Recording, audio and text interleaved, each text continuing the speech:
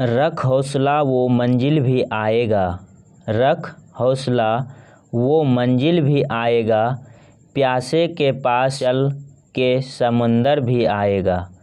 थक कर ना बैठ ए मंजिल के मुसाफिर, थक कर ना बैठ ए मंजिल के मुसाफिर, मंजिल भी मिलेगी और मिलने का मज़ा भी आएगा। स्वागत है आप सभी को आपका अपना चैनल ASG बिहार बोर्ड में। आप सभी कैसे हैं? आशा और उम्मीद करते हैं आप सभी स्वस्थ होंगे, मस्त होंगे और घर में खूब अच्छे से तैयारी कर रहे होंगे।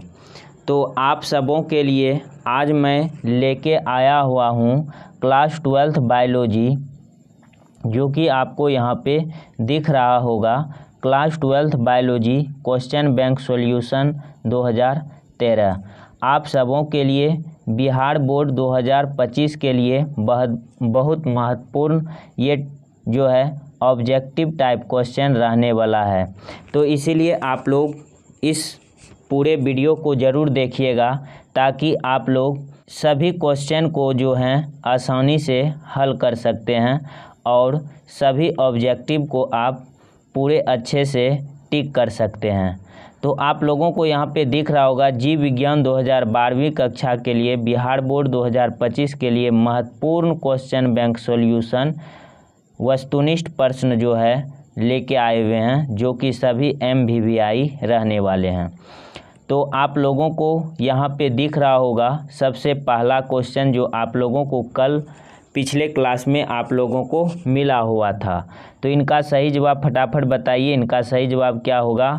और जो मेरे प्यारे छात्र, मेरे प्यारे बायो टाइगर्स अभी तक पिछले क्लास की वीडियो नहीं देखे हुए हैं, पिछले क्लास का टेस्ट नहीं दिए हुए हैं, तो इस डिस्क्रिप्शन में उनका लिंक है, या आप प्लेलिस्ट में जाके पूरे वीडियो को देख सकते हैं। जो 2009 से जो है आप लोगों का टेस्ट शुरू हो गया है, और कुछ जो हैं चैप्टर वाइज भी हम टेस्ट लिए हुए हैं, तो आप देख सकते हैं। तो चलिए ज़्यादा समय नहीं लेंगे और आप लोगों का टेस्ट शुरू करते हैं।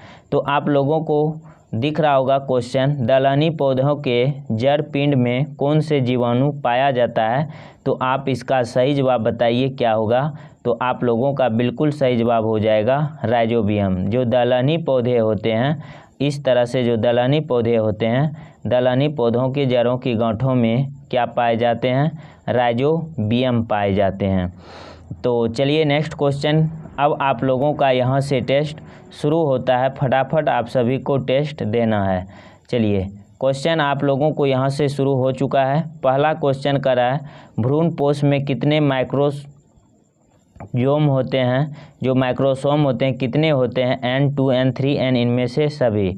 तो क्वेश्चन नंबर पहला का आपका बिल्कुल सही जवाब हो जाएगा ऑप्शन नंबर C। चलिए क्वेश्चन नंबर दूसरा का सही जवाब बताइए क्या होगा। क्वेश्चन नंबर दूसरा कर रहा है, वायु परागित पुष्प सामान्यतः होते हैं आकर्षकहीन, छोटे, गंधहीन, रंगहीन, सभी। तो क्वेश्चन नंबर दूसरा का आपका बिल्कुल सही जवाब हो जाएगा ऑप्शन नंबर D। चलिए नेक्स्ट क्वेश्चन की ओर बढ़ते हैं। नेक्स्ट क्वेश्चन आपको यहाँ पे दिख रहा होगा साफ साफ। नेक्स्ट क्वेश्चन है क्वेश्चन नंबर तीसरा। क्वेश्चन नंबर तीसरा कह रहा है, विडाल जांच से किनका पता चलता है? एड्स, मलेरिया, तपेदिक, टाइफाइड। बताइए क्वेश्चन नंबर तीसरा का सही जवाब क्या होगा। तो चलिए बिल्कुल सही जवाब आप लोगों का होगा क्वेश्चन नंबर तीसरा का option number D, typhoid. Question number 4 का आप लोगों को सही जवाब देना है, कन्हा राष्ट्र उद्यान मशहूर है। कन्हा राष्ट्र जो उद्यान है वो मशहूर है किसके लिए? पक्षियों के लिए, घड़ियाल या मगरमच्छ के लिए, गेड़ा के लिए, बाघ के लिए। क्वेश्चन नंबर 4 का फटाफट सही जवाब देना है क्या होगा। तो आप लोगों का बिल्कुल सही जवाब हो जाएगा क्वेश्चन नंबर 4 का ऑप्शन नंबर D। चलिए नेक्स्ट क्वेश्चन की ओर आगे बढ़ते हैं। नेक्स्ट क्वेश्चन आपको दिख रहा होगा। नेक्स्ट क्वेश्चन नंबर 5 का सही जवाब बताइए। क्वेश्चन नंबर 5 का रहा है, प्रतिकोडॉन पाए जाते हैं mRNA में, rRNA में, tRNA में, इनमें से सभी। तो क्वेश्चन नंबर 5 का फटाफट मेरे प्यारे बायो टाइगर सही जवाब दीजिए, इनका क्या होगा। तो क्वेश्चन नंबर 5 का आपका बिल्कुल सही जवाब हो जाएगा ऑप्शन नंबर C। चलिए नेक्स्ट क्वेश्चन देखिए। क्वेश्चन नंबर 6 का रहा है, द्विसंकर क्रॉस में अनु क्वेश्चन नंबर 6 कह रहा है, फटाक से बताइए। क्वेश्चन नंबर 6 कह रहा है द्विसंकर क्रॉस में अनुलक्षणीय फिनोटाइप अनुपात होता है 3:1, 1:2:1, 9:7 और 9:3:3:1। बताइए क्वेश्चन नंबर 6 का सही जवाब क्या होगा। तो क्वेश्चन नंबर 6 का बिल्कुल आप लोगों का सही जवाब हो जाएगा ऑप्शन नंबर डी। चलिए नेक्स्ट क्वेश्चन की ओर आगे बढ़ते हैं। नेक्स्ट क्वेश्चन आपको स्क्रीन पे दिख रहा होगा। क्वेश्चन नंबर 7 कह रहा है निम्न में से कॉपर टी रोकता है। कॉपर टी क्या रखता है? निषेचन, आरोपण, अंडोत्सर्ग, वीर्य पतन। बताइए क्वेश्चन नंबर 7 का सही जवाब क्या होगा। चलिए बिल्कुल सही जवाब आप लोगों का आ रहा है। तो क्वेश्चन नंबर 7 का आपका बिल्कुल सही जवाब हो जाएगा ऑप्शन नंबर ए। निषेचन जो होता है रोकता है किसको? तो ये जो आपका कॉपर टी होता है रोकता है किसको? निषेचन को रोकता है। चलिए क्वेश्चन नंबर 8 का सही जवाब बताना है। कौनों पर बाल की बहुलता का जीन पाया जाता है? एक्स क्रोमोजोम पर, वाई क्रोमोजोम पर, लिंग निर्धारण क्रोमोजोम पर और लैंगिक क्रोमोजोम पर। बताइए क्वेश्चन नंबर 8 का सही जवाब क्या होगा। चलिए बिल्कुल सही जवाब हो जाएगा आपका क्वेश्चन नंबर 8 का ऑप्शन नंबर ए। चलिए आशा और उम्मीद करते हैं कि आप सभी इन सभी क्वेश्चन को समझ गए होंगे। चलिए नेक्स्ट क्वेश्चन की ओर आगे बढ़ते हैं। नेक्स्ट क्वेश्चन आपके स्क्रीन पे दिख रहा होगा क्वेश्चन नंबर 8। क्वेश्चन नंबर 8 कह रहा है पारिस्थितिक तंत्र शब्द के उपयोग का श्रेय दिया जाता है गार्डन को, ओडम को, टॉन्सिल को, वर्मिंग को। बताइए क्वेश्चन नंबर 9 का सही जवाब क्या होगा। फटाफट इनका सही जवाब बताना है आप सबों को मेरे प्यारे बायो टाइगर्स। बताइए क्या होगा सही। चलिए बिल्कुल सही। तो क्वेश्चन नंबर 9 का हो जाएगा ऑप्शन नंबर सी। चलिए बिल्कुल सही जवाब है। क्वेश्चन नंबर 10 का सही जवाब बताइए क्या होगा। प्रत्येक पादप कोशिका में पूर्ण पौधा बन सकता है, इस गुण को कहते हैं क्लेनिंग, सोमाइलोकोन, टीटी पोटेंसी, इनमें से सभी। बताइए क्वेश्चन नंबर 10 का सही जवाब क्या होगा। तो क्वेश्चन नंबर 10 का बिल्कुल सही जवाब हो जाएगा ऑप्शन नंबर सी। आप लोगों का बिल्कुल सही जवाब आया हुआ था। तो चलिए नेक्स्ट क्वेश्चन की ओर आगे बढ़ते हैं। चलिए नेक्स्ट क्वेश्चन आप लोगों का आ चुका है कथनकारी क्वेश्चन, जो कि आप लोगों का जो है अब जो परीक्षा का पैटर्न है वो बदल चुका है। आप लोगों को 70 ऑब्जेक्टिव देता है और उसमें से 35 ऑब्जेक्टिव का हल करना होता है। तो पहले जो क्वेश्चन होते थे उसमें कथनकारी देते थे और अभी जो आप लोगों को एग्ज़ाम में क्वेश्चन आते हैं वो इन्हीं कथनकारी से अधिक क्वेश्चन को बनाया जाता है। इसीलिए आपको कथनकारी भी जानना और पढ़ना बहुत ज़रूरी है। चलिए नेक्स्ट क्वेश्चन देखते हैं क्वेश्चन नंबर 11 और 12। क्वेश्चन नंबर 11 और 12 करने से पहले आप सबों को कथन पढ़ना पड़ेगा। कथन कर रहा है निम्नलिखित प्रश्न संख्या 11 से 15 तक में 2 कथन दिए गए हैं। बिल्कुल सही बात है। इनको ध्यान से पढ़े, निम्नलिखित विकल्पों का सही उत्तर चुनें। चलिए तो चुनते हैं। ऑप्शन ए कर रहा है दोनों कथन सही है। कथन दूसरा कथन पहला की सही व्याख्या है। अगर दोनों कथन होगा सही तो इनको चुनना है option number A. Option number B कर रहा है दोनों कथन सही है परंतु कथन दूसरा कथन पहला की सही व्याख्या नहीं है, तो आप इनको चुनिएगा। और दोनों अगर असत्य होगा तो इनको चुनना है। और सी कह रहा है कथन पहला सही है परंतु कथन दूसरा असत्य है। पहला अगर सही होगा और दूसरा क्या होगा, गलत होगा, तो आप ऑप्शन नंबर सी के साथ जाइएगा। ऑप्शन नंबर डी कह रहा है कथन पहला असत्य है परंतु कथन दूसरा सही है, तो आप इनके साथ आइएगा। मतलब पहला क्या होगा असत्य मतलब गलत और दूसरा सही होगा, तो आप ऑप्शन नंबर डी के साथ आइएगा। चलिए नेक्स्ट क्वेश्चन देखते हैं क्वेश्चन नंबर 11। क्वेश्चन नंबर 11 कह रहा है कथन पहला साइकस एक लिंगाश्रयी पौधा है और कथन दूसरा कह रहा है इनमें नर एवं मादा स्त्री संरचना अलग अलग पौधों भिन्न भिन्न पौधों पे पाए जाते हैं। क्वेश्चन नंबर 11 का सही जवाब क्या होगा आप लोगों को बताना है कथन में। तो फटाक से बताइए इनका सही जवाब क्या हो जाएगा। तो कथन जो है क्वेश्चन नंबर 11 का आपका बिल्कुल सही जवाब हो जाएगा ऑप्शन नंबर ए। दोनों कथन सही है तथा कथन दूसरा कथन पहला की सही व्याख्या है। चलिए क्वेश्चन नंबर 12 का फटाक से सही जवाब बताना है। क्वेश्चन नंबर 12 का रहा है कथन पहला लड़कियों के विवाह की न्यूनतम उम्र 18 वर्ष है, ये भी बात सही है। और कथन दूसरा का रहा है लड़कों के विवाह की न्यूनतम उम्र 23 साल है। तो दोनों कथन क्या हैं, सही हैं। तो क्वेश्चन नंबर 12 का आपका सही जवाब क्या होगा बताइए फटाफट। क्वेश्चन नंबर 12 को पढ़ना है अच्छे से। कथन पहला का रहा है लड़कियों के विवाह की न्यूनतम उम्र 18 वर्ष है और दूसरा का रहा है लड़कों के विवाह की न्यूनतम उम्र 23 वर्ष है। फटाक से सही बताइए इसका सही जवाब क्या होगा क्वेश्चन नंबर 12 का। क्वेश्चन नंबर 12 का आपका बिल्कुल सही जवाब हो जाएगा ऑप्शन नंबर सी। कथन पहला सही है परंतु कथन दूसरा क्या है असत्य है। लड़कियों का उम्र 18 वर्ष है और लड़कों की उम्र कितना है बताइए। तो लड़कों की उम्र जो है वो है आपका 24। तो आपका ये हो जाएगा सही जवाब। तो आपका हो जाएगा कथन पहला। चलिए नेक्स्ट क्वेश्चन देखते हैं। नेक्स्ट क्वेश्चन आपके स्क्रीन पे दिख रहा होगा। नेक्स्ट क्वेश्चन का सही जवाब बताइए। कथन पहला क्वेश्चन नंबर 13 का रहा है कथन पहला BOD की मात्रा किसी जलीय तंत्र को प्रदूषित स्तर को दर्शाती है। कथन दूसरा का रहा है जलीय स्तर तंत्र में उपस्थित कार्बनिक अवशिष्टों को अपघटन हेतु सूक्ष्म द्वारा ऑक्सीकृत की अवकाश मात्रा को BOD कहते हैं। तो क्वेश्चन नंबर 13 का क्या होगा बिल्कुल सही जवाब, इसको बताना है। चलिए कथनकारी के पास आते हैं ऑप्शन के पास।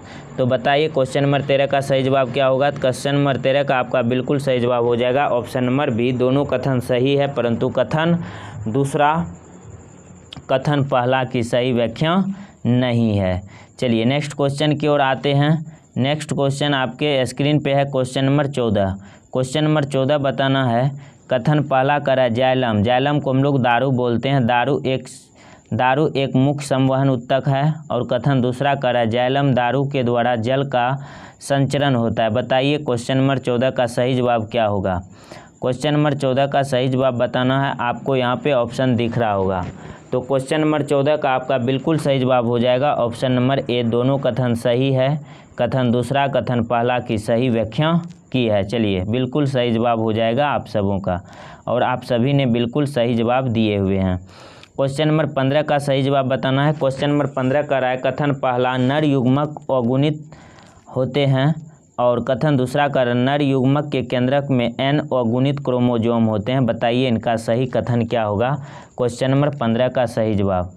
चलिए बिल्कुल आप लोगों के पास आ गया है ऑप्शन, बताइए क्या होगा। तो क्वेश्चन नंबर 15 का बिल्कुल सही जवाब हो जाएगा ऑप्शन नंबर ए। दोनों कथन सही है तथा कथन दूसरा कथन पहला की सही व्याख्या है। चलिए आप लोगों का बिल्कुल सही जवाब आया हुआ है। चलिए नेक्स्ट क्वेश्चन आपके सामने है क्वेश्चन नंबर 16। क्वेश्चन नंबर 16 का फटाक से जवाब देना है। क्वेश्चन नंबर 16 का रहा है पाश्चुराइजेशन में गर्म करते हैं केवल दूध को, किसी तरल पदार्थ को 100 डिग्री पर, किसी भी तरल को 70 डिग्री पर, किसी भी तरल पदार्थ 70 से 80 डिग्री सेल्सियस पर गर्म कर उसे शीघ्र से ठंडा शीतल किया जाता है। बताइए क्वेश्चन नंबर 16 का सही जवाब क्या होगा। तो आप लोगों का क्वेश्चन नंबर 16 का बिल्कुल सही जवाब हो जाएगा ऑप्शन नंबर डी हो जाएगा, क्योंकि हम लोग जानते हैं कि किसी भी पदार्थ को हम अचानक गर्म करने से और ठंडा करने से जो जीवित जीवाणु होते हैं वो मर जाते हैं। कुछ जीवाणु ऐसे होते हैं जो गर्मी को बर्दाश्त नहीं कर पाते हैं, गर्म करने से वो मर जाते हैं। और कुछ ऐसे जीवाणु होते हैं जो ठंडे को बर्दाश्त नहीं कर पाते हैं और ठंडा करने से वो मर जाता है। और किसी भी पदार्थ को इस प्रक्रिया से करते हैं तो वो लंबे समय तक हम संरक्षित रख सकते हैं। चलिए उम्मीद करते हैं आप लोग क्वेश्चन नंबर 16 समझ गए हैं। क्वेश्चन नंबर 17 की ओर आते हैं। क्वेश्चन नंबर 17 बताइए द्वितीयक उत्पादकता से संबंधित है। द्वितीयक उत्पादकता से संबंधित है उत्पादक शाकाहारी, मांसाहारी, सर्वाहारी। बताइए क्वेश्चन नंबर 17 का फटाफट सही जवाब बताना है। तो क्वेश्चन नंबर 17 का आपका बिल्कुल सही जवाब हो जाएगा ऑप्शन नंबर सी। जो द्वितीयक उत्पादकता है उससे संबंधित क्या है, मांसाहारी। और पादप क्या है, प्राथमिक उत्पादकता। और प्राथमिक उत्पादकता को जो खाता है वो कहलाता है शाकाहारी। और शाकाहारी को कौन खाता है? मांसाहारी। तो द्वितीयक उत्पादकता क्या हो जाएगा आपका? मांसाहारी हो जाएगा। चलिए नेक्स्ट क्वेश्चन की ओर आते हैं। नेक्स्ट क्वेश्चन आपके स्क्रीन पे है। नेक्स्ट क्वेश्चन बताइए। चिपको आंदोलन संबंधित है, चिपको आंदोलन जो है वो संबंधित है, किससे संबंधित है? वृक्ष लगाने से, मनुष्य द्वारा वृक्ष को काटकर गिराए जाने से बचाने से, तंबाकू छोड़ाने से, इनमें से सभी। क्वेश्चन नंबर 18 का सही जवाब बताना है, फटाक से बताइए क्या होगा। क्वेश्चन नंबर 18 का आपका बिल्कुल सही जवाब हो जाएगा ऑप्शन नंबर बी, मनुष्यों द्वारा वृक्षों को काटकर गिराने से बचाने से है। क्योंकि हम लोग जानते हैं कि चिपको आंदोलन के जो ये आंदोलन चलाया गया था सुंदरलाल बहुगुणा के द्वारा चलाया गया था और ये कहाँ के व्यक्ति थे? एमपी मध्य प्रदेश के थे। चलिए क्वेश्चन नंबर 18 क्वेश्चन नंबर इसका सही जवाब दीजिए क्या होगा इस क्वेश्चन का। क्वेश्चन नंबर कह रहा है दलहनी पौधों के जड़ के पिंड में कौन से जीवाणु पाए जाते हैं? अभी तुरंत एक क्वेश्चन हुआ था। Rhizobium, azotobacter, staphylococcus, lactobacillus. बताइए इसका सही जवाब क्या होगा। दलहनी पौधों के जड़ों की गांठों में कौन से जीवाणु पाए जाते हैं? तो आपका बिल्कुल सही जवाब हो जाएगा आपका राइजोबियम। चलिए उम्मीद करते हैं आप सभी इन क्वेश्चनों को भी बिल्कुल अच्छे से समझ गए होंगे। चलिए नेक्स्ट क्वेश्चन आपके स्क्रीन पे है। यहाँ से आप लोगों को क्वेश्चन बहुत ज़्यादा मिलने को मिलता है, तो आप लोग ये भी क्वेश्चन याद रखिएगा। आप लोगों के बीच आ चुका है मिलान चिन्ह। क्या आ चुका है? मिलान चिन्ह आ चुका है। तो आप लोग इनको ध्यान से पढ़िएगा। क्वेश्चन इसको करने से पहले कुछ कथन दिया रहता है, इनको पढ़ना बहुत ज़रूरी है। कहता है निम्नलिखित प्रश्न 19 से 22 तक 2 तालिका दिया गया है, बिल्कुल सही है। एक तालिका इस बगल है और एक तालिका इस बगल है। प्रथम तालिका 4 प्रश्न दिए हुए हैं, आप लोगों को दिख रहा होगा 4 प्रश्न दिए हैं। और दूसरा में भी कितना प्रश्न दिया गया है? 4 प्रश्न दिया है। Option A B C D में चुनना है कि कौन सा ऑप्शन सही है। तो इस वाले बगल क्वेश्चन है और इस बगल आंसर छुपा हुआ है, आप लोगों को चुनना है। क्वेश्चन नंबर 19 का रहा है धनुषाकार जो होते हैं वो कौन से जीवाणु होते हैं? फटाक से बताइए धनुषाकार। तो क्वेश्चन नंबर 19 का सही जवाब बताना है आप सबों को क्या होगा। तो क्वेश्चन नंबर 19 का आपका बिल्कुल सही हो जाएगा जीवाणु। धनुषाकार होते हैं क्या? जीवाणु। क्वेश्चन नंबर 19 का हो जाएगा option number B. Question number 20 का रहा है रेबीज जो होते हैं वो किसके द्वारा होते हैं? बताइए। विषाणु के द्वारा, प्रोटोजुआ के द्वारा, कृमि के द्वारा। बताइए क्वेश्चन नंबर 20 का सही जवाब क्या हो जाएगा। तो जो रेबीज होते हैं वो विषाणु के द्वारा होता है और हम लोग जानते हैं कि रेबीज किसके द्वारा होता है? वो कुत्ते के काटने से होता है। अगर कुत्ता काट लेता है तो कुत्ते के काटने से कौन सा रोग होता है? रेबीज रोग होता है। अगर इनका सही से इलाज नहीं किया जाए तो वो कुत्ते की तरह बिहेव करने लगता है, ये लक्षण दिखने को मिलने लगता है। तो आपका हो जाएगा क्वेश्चन नंबर 20 का ऑप्शन नंबर सी। कालाजार क्या है? बताइए कालाजार किससे होता है? बताइए। क्वेश्चन नंबर 21 का सही जवाब क्या होगा। तो कालाजार होता है प्रोटोजुआ से होता है। किससे? प्रोटोजुआ से होता है। और क्वेश्चन नंबर 22 का सही जवाब हो जाएगा आपका ये जो फाइलेरिया है, फाइलेरिया जिसको हम लोग हाथी पाँव बोलते हैं, वो किसके द्वारा होता है? कृमि के द्वारा। तो क्वेश्चन नंबर 22 का हो जाएगा आपका ऑप्शन नंबर ए। चलिए एक बार इसको याद करवा देते हैं। धनुषाकार कौन से जीवाणु हो? धनुषाकार कौन होते हैं? जीवाणु होते हैं। राइजोबियम क्या है? राइजोबियम बोलते हैं। क्वेश्चन नंबर 20 का रहा है रेबीज जो होता है वो कुत्ते के काटने से होता है और किसके द्वारा? विषाणु के द्वारा होता है। कालाजार क्या है? प्रोटोजुआ है जिसको मियादी बुखार बोलते हैं। और आप लोगों को क्वेश्चन नंबर 22 दिख रहा होगा फाइलेरिया किससे होता है? कृमि से होता है। और ये जो होता है जिसको हम लोग हाथी पाँव भी बोलते हैं। चलिए नेक्स्ट क्वेश्चन आपको दिख रहा होगा अब आपके स्क्रीन पे। नेक्स्ट क्वेश्चन आपको दिख रहा होगा।